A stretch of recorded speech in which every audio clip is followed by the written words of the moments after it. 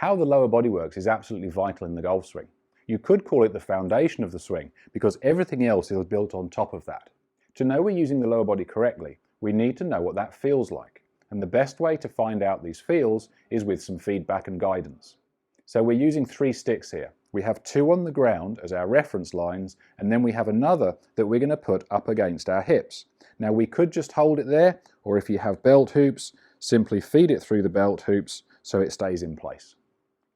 Start off, our left foot is close up to the straight line, which is perpendicular to our target line, and then the diagonal line goes in between our feet, more or less at a 45-degree angle.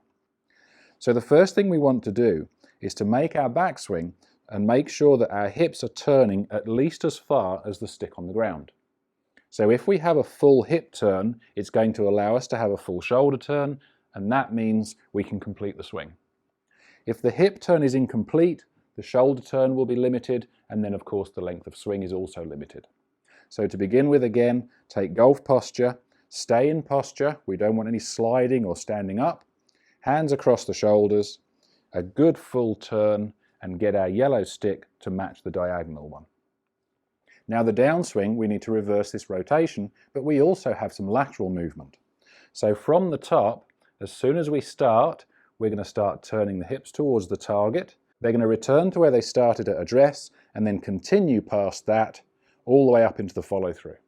And again, our guide is to have our yellow stick on top of the white one on the floor. We don't want to be spinning out on our back foot. We don't want to be thrusting forward or having an incomplete hip turn. So we want a full turn. We start rotating towards the target, we shift towards the target, and we finish in a full follow through. Now how we start the hip turn towards the target at the beginning of the downswing is also important. If I take my setup from down the line here, I'm parallel to the target line. We can see a good full turn on the way back. But now to start the downswing, we don't want any forward movement or thrusting towards the ball, as this will cause us to stand up, it will cause us to get closer to the ball, and it will cause issues in the swing.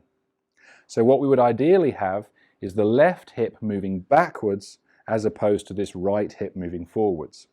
So set up, full backswing, start the downswing by pulling the left hip back, and then continue that rotation all the way through until you finish the swing.